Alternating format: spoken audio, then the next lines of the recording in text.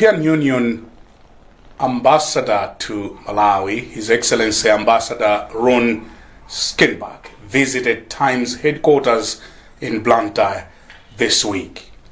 After touring the premises, which comprise of Times Press, Times Television and Times Radio, I sat down with him for a candid conversation which centered on good governance, the fight against corruption, and the need for vibrant press.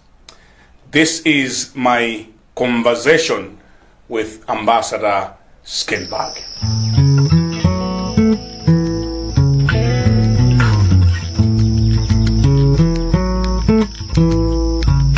Your Excellency Ambassador Rune Skinnebach, thank you very much for joining us in this special conversation here at Times Television. First of all, thank you very much for coming to see us. Thank you for receiving me, Brian. It had to take 3 years for you to come down to Banda and see us. I know, and even then I had to invite myself. Imagine. What has been your impression of our country? You've been here now for 3 years. I think that its reputation as the warm heart of Africa is well earned. Yeah. It's one of the most beautiful countries I've been to. It's one of the most welcoming countries I've been to. It's some of the nicest people that I've met. It's a very easy place to land, but it's not always so easy to get things done. Like what? Like we have quite a significant development program. Yeah. During the period I've been here, we have a program for 352 million euros. Yeah. We're working in green resilient growth, we're working in social inclusion and human development, we're working in economic and democratic governance. And whilst we have been successful in implementing a series of problems, what I really care about is impact. It's changing the world also, and making it a better place. But there we've been up against a series of exogenous shocks. Of course, the COVID that Malawi was just coming out of when I arrived, but also the cyclones, the cholera epidemic. There have been lots of exogenous shocks, but also because there is a lot of obstacles in Malawi. I think part of it is that there's a need for mindset change. A good friend and a high official said at one point to me, he said, if it's more profitable to be in politics than in business, then your country is doomed. Yeah. If it's more profitable to be importing than to be exporting, your country is doomed. If it's more profitable to be trading than to be producing, your country is doomed. I'm afraid that Malawi ticks all the boxes. It does, yeah? Yes.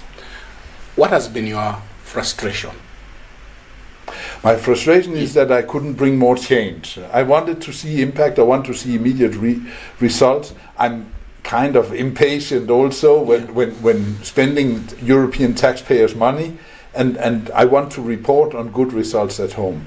But there have been some very positive elements, and I want to maybe emphasize one of them, which is one that we pushed a lot for, which was that Malawi obtained last November the extended credit facility from the IMF, which is something that can contribute significantly to this macroeconomic stability, which is so badly needed for bringing in the real support, which is not going to come from development partners, but from private investors. And with the macroeconomic stability, if Malawi seizes this opportunity, and I think it can render itself more attractive to foreign direct investment. I think it can transform the business climate into being more conducive for private businesses. And according to me, this is what is so badly needed, to start producing rather than trading, to start making business more profitable than politics, and to start exporting rather than importing. You, as a mission, you have been here for many years. What has been your major interest in as far as Malawi is concerned? So for many years, we have been here since 1976. 1976. for many years it was development cooperation, very traditional. Yeah. It still is. I mean, we have lots of development programs, but it is not at the heart of the mission anymore. The European communities have been changed into a more political entity, which is the European Union that I'm representing today. Yeah. And my mandate is quite clear. I am to promote and advocate for European values, European principles, and European interests. So in that sense, we have transformed from a typical development cooperation agency into a more classic diplomatic mission. However, it's important for me to stress that the European values, principles, and interests coincides completely with Malawi's. This is why Malawi is a beacon of democracy in the region. This is why Malawi is doing great on human rights. This is why Malawi has in its vision 2063 to become an industrialized economy. So there's lots of coinciding elements. So the fact that we have changed perspective a little bit does not necessarily suggest that it cannot be a win-win. So in August this year, Your Excellency, you complained about lack of transparency and political party financing ahead of elections. You further admitted hitting a snag in your pursuit for answers, but vowed to continue pushing for legal frameworks on this. Two questions there. Why is this lack of transparency dangerous? Number one. Number two, what are the gaps that are there for Malawi to tighten up for attainment of credible elections? So, I was not here in 2019 and 2020. Yeah. We had a monitoring mission from the EU, which is separate from my service, who came up with a series of recommendations. And by and large, Malawi is doing very well. I think there were 34 recommendations. A number of them have been implemented since. But the big pending issue is not even the law, because I think the legal framework is in place, but the implementation of the legal framework that gives transparency to party financing. Because if we want elections to be equal, if we want political parties to do what they say they're doing, we need to have trust in them. And to have trust in them, they need to be transparent. So we need to know what are their vested interests, where the money coming from, how are they financing their campaign and the organization as a whole. If we don't know where that is coming from, it's very difficult to understand what are their motives. So I think party financing transparency is absolutely crucial for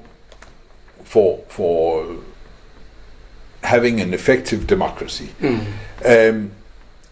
I think that you ask about the what we are missing for having credible elections. I don't think we're missing anything. I think Malawians can conduct credible elections. I think it will be very tense. I don't think that the incumbent and the opposition is at a completely level playing field. But I do also when it comes to media, etc. But I do think that a lot of the good reflexes are there. And compared to the context we are in, I think Malawi is doing. And talking about elections, there are concerns also, Your Excellency, bordering on the use of national identity cards. Only the identity cards only are the ones that are going to be used. And the opposition are fearing that some people might be barred from voting due to challenges in the issuance of these IDs. As the delegation to Malawi, are you following these issues? And do you think it's fair? I think it's fair to have concerns. I think the opposition, which was the now ruling party, also had concerns in 19 when there was election last time. So I don't think it's new here in Malawi. I had a long discussion with the new chairman of the Malawi Electoral Commission on the subject, and she was admitting that this is a real challenge, but she was also reassuring me that they are finding ways and means to work around it. Since then, we have seen that one of them is to extend the validity of expired national IDs, and I'm sure they'll come up with other solutions. You have to weigh. I mean, we cannot in the context of Malawi, where there is a serious resource constraint, we cannot have perfect elections, but we can get as close to perfect election as possible, and we can make sure that the obstacles to perfect elections are not due to political interests. And I think this is what Malawi Electoral Commission is attempting to do to the best of their ability. So you are putting money for the elections. What do you want this money to do? I want this money to help Malawians conduct... Access ID cards? Also, but to, more importantly, to have an inclusive and transparent election process. I think, and free. So is it a free and fair or credible election when those that don't have national IDs are barred from registering? It is free and fair is not what we're using. We say inclusive, and is it inclusive? No. If not everybody who is eligible for voting can vote, then it's not inclusive indeed. But we need to consider the constraints. We need to be realistic about this. I think I'm hopeful that they will find a way to work around this issue and ensure that everybody can vote, and there are not too many who are not eligible for voting who will be voting also, because that's the opposite challenge. And you're also interested in making sure that we have a vibrant Malawi police service. How do you rate the police independence in providing professional services before, during and after elections? And in your opinion, what areas are requiring agent attention in as far as the service is concerned? It's a good question. I'm not very familiar with the challenges of the Malawi police service. What I do see and have seen from the media also is that there are lots of officers. There are not so many resources to cater for them. We all see the cars they're driving around in. We understand that sometimes the commando lines is are a bit challenged, and there are certainly things that can improve. But I'm not familiar enough with the challenges to come up with good advice in this respect. Let's talk about corruption. Recently, the country's anti-corruption bureau lamented that corruption is worsening, and this is coming from the bureau itself. How does the EU react to such revelations, and what do you think should be done to curb the varying corruption that we have in this country? Corruption or the fight against corruption is something that is very close to our heart. Last year we financed a big anti-corruption symposium with peers of the DG of the Anti-Corruption Bureau from all over the SADC region, who exchanged lessons and good practices. We are supporting a number of the accountability institutions in Malawi, and we are dependent on a relatively low degree of corruption when it comes to public finance management, because we have vowed to relaunch our budget support. And there, of course, the fight against corruption matters. If Malawi is to remain eligible for budget support, it needs also to provide proofs that progress is made in the fight against corruption. Now, there is progress. IFMIS is one of the systems that are being put in place that hopefully can help us avoid a new cascade in future. The procurement processes will become more transparent. But I also saw with some, and it is consistent with our perspective also, that the real fight against corruption is an uphill battle. It's very difficult. It's difficult because it's something that is almost accepted amongst Malawians. It's difficult because there's a high degree of impunity, for whatever reason, of the big fish when it comes to corruption. It's the big advantage the fight has now is that it's not a taboo, that people report on it, that we enter corruption-free zones when we drive along the roads, that people talk about it.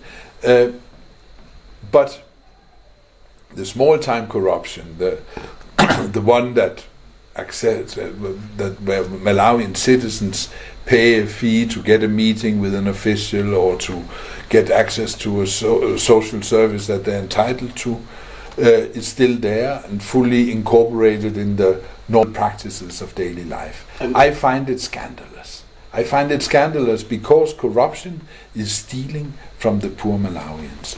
Corruption is taking away money that should go to social services, to schooling of the kids, to access to health facilities, to fixing potholes in the road. And instead, it is going in the pocket of those officials who are exercising it.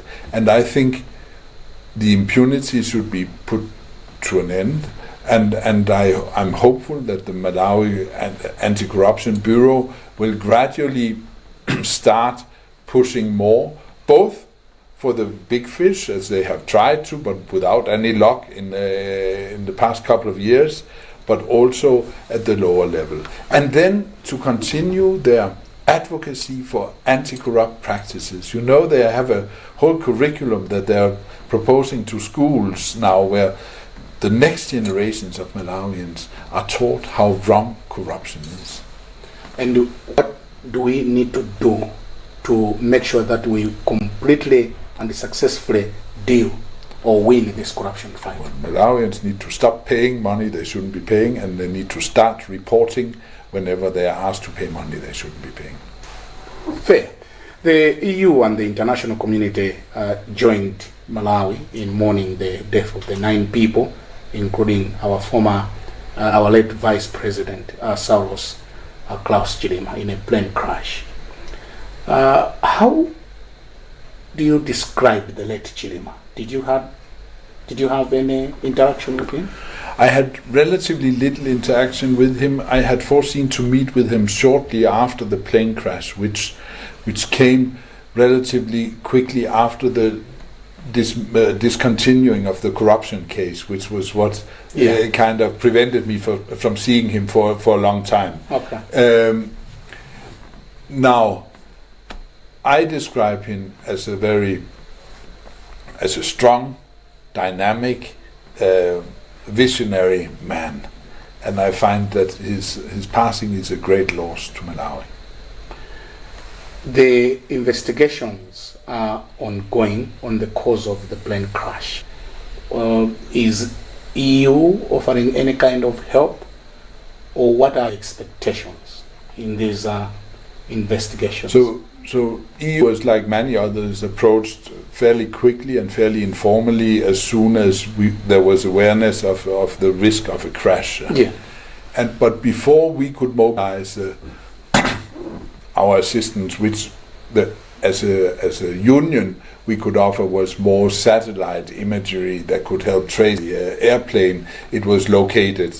So that was out. Now we have a member state, Germany, who also sold the Dornier plane in question to Malawi. Yeah. So the Germans mobilized fairly quickly an investigation team who has been here, who have seen the plane, who have made their investigation, and I believe their report is due sometime in August. So you have just left it to Germany. That's what you're telling us. We are not leaving anything to anybody. Germany stepped forward immediately and offered this team who came. Malawi is still grappling with a staggering public debt of at least 12 trillion kwacha. There's still heavy borrowing as we speak, yet there are efforts to cover the economy. How should the government strike balance in this regard, improving the economy and the continued borrowing? I think I'm very glad I'm not in politics, because this is, of course, one of the very difficult dilemmas that you find yourself in, especially when we're 1 year from elections. I think it's a tough moment for government now, because they will need to take some measures that is not necessarily popular measures, but which are addressing the situation in order to have decision to reverse the situation, because now it's a down spiral, but also it is a spiral which is likely to continue because there are very few reserves to cater for the fuel demand and for other essential goods, and this needs to be addressed. I believe that the extended credit facility, the budget support that comes from the World Bank, from the African Development Bank, from the EU, are all elements that can help the government in redressing the situation. But I don't think they will suffice. And my advice, whenever I have the chance to speak to members of government, is to look at the legal framework, look at the tax regime, and make sure that the tax regime is making Malawi more attractive to foreign direct investments than neighboring countries. Look at, we have an ATM strategy. So in agriculture, if we want mega farms to function, there must be a review of the forex retention scheme. We cannot get investors in if they cannot get their dollars or euros out. There must be a look at the crops bill. There must be a look at the land reforms bill, because if they cannot manage their own crops and export it to whoever they want, if they cannot be sure to keep the land more than a very brief period, then they cannot assure return on their investment. So that's in agriculture. On tourism, there are some very simple levels that should be changed. For example, visa waivers. It's still very difficult to see. There's a long list of countries that have visa waivers, but it's not all countries. Let's make the system simple. The e-visa system, as late as today, I have emails from fellow Danes, I'm from Denmark, who cannot buy a multiple entry visa on the e-visa system. So they should we go somewhere else than Malawi, because it's getting too complicated. Once they get here, the roads that take them to the lake or to Mount Mulanje or wherever are full of potholes and are dangerous. Should we look at this, and should we try to make some traffic ores that could be used for tourism? I think it's important. For mining, we have a series of mining companies who are lining up, and yet the mining development agreements are not being drafted. They've been waiting for 10 years, I think. And I understand that Malawi is worried of not getting the best out of its underground, but for the moment it's not getting anything. So if an ATM strategy is to succeed, there is a need for review of the legal framework, and this is something which is perfectly affordable, because this is processes in administrations that do already exist. So if I was to give an advice, it would be to focus on legal framework that concerns agriculture and mining first, and then if there's some money left for investments, look at how to and also on the visa system for tourism, but then look at how can we improve the infrastructures, allowing tourists to have access to markets, allowing to the lake, agriculture to markets, and mining, of course, also should get their products to the market. Are you convinced with the measures that have been put to control expenditure?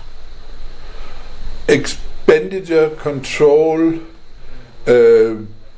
is not as bad as it has been, but revenue mobilization is not as good as it should be. I see. We'll finish with the need for a vibrant press. How important is it to have a free press that is able to hold duty bearers accountable? I think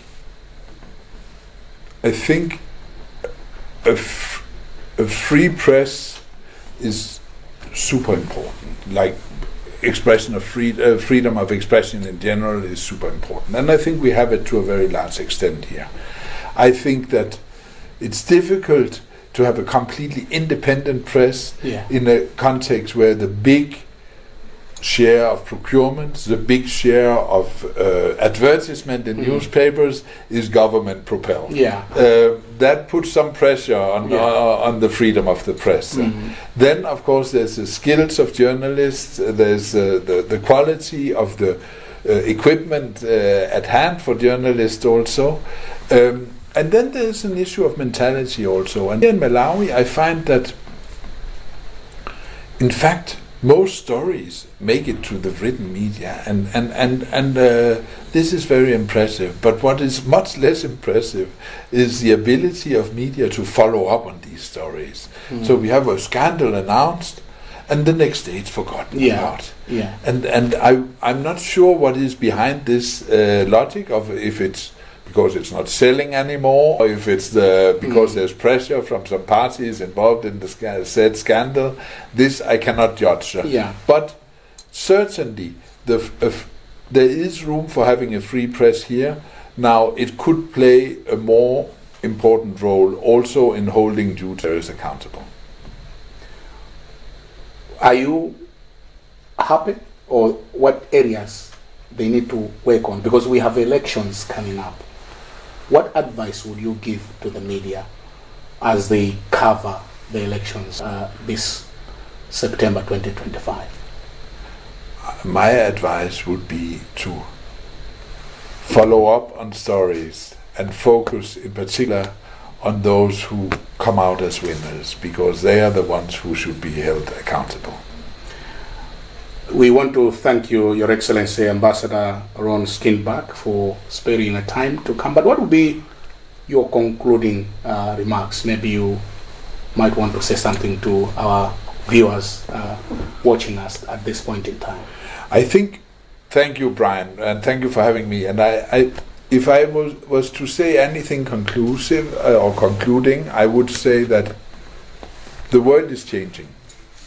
The world is changing outside Malawi as well. Yeah. The competition for grant funds is huge. The funds available is decreasing at a significant pace. And therefore, it is absolutely crucial for Malawi to increase its competitiveness in terms of attracting investment, its ability to allow for conducive private sector-led growth within the country. We, the EU, have been standing by Malawi since 1976, and we continue to do so. But our tools and instruments are slightly changing. It is also therefore with great pleasure that I announce that we will have EU-Malawi investment conference or forum by end November this year, where we hope to attract lots of investors to Malawi, and with them investments in agriculture, in energy, in other sectors which hold a potential for prosperity. And I'm hopeful that that prosperity will reflect on the lives of many Malawians who live in food security, who live in poverty these days. You have just launched an effort of empowering young people and women to take part in active politics. Do you want to just share with our viewers how we can access these funds, and how much are we talking about? First of all, the founding principles, which is that, so in Malawi, there's a majority of young people. Yeah. There's a majority of women in the population. There are 52% women, and there are 70% young people. Yeah. Yet, in Parliament, for example, last elections in 2019, only 45 women were elected. Yeah. Only 9 youth under 35 were elected. So there is a misrepresentation. And with the program we launched today in Mulanje together with Oxfam, we try to help empower women and youth to have better chances in the electoral competition, so that there can be a more equal representation. This is not just about equity, it is also about development. Because if we don't include women more in decision making, the risk is that we miss our talent, we miss perspectives that can contribute to development and eventually to the execution or implementation or realization of Malawi's own Vision 2063. So this is why it's important not only for us, but also for Malawi as a whole. So you're favoring women? I'm favoring an equal representation in elected bodies, and certainly more women in parliament, yes. Why should we have more women in parliament? Because you have more women in the population. If parliament is not where the population is represented, then where? Ambassador Rune Skinnebach, thank you very much for joining us. Well, on that note, we conclude my conversation with His Excellency Ambassador Rune Skinnebach, European Union Ambassador to Malawi. Ambassador Skinnebach paid a visit to Times headquarters in Blantyre, and our conversation centered on good governance, the fight against corruption, and the need for vibrant media in Malawi. My name is Banda, thanking you for joining us in this Times special. Until next time, it's goodbye.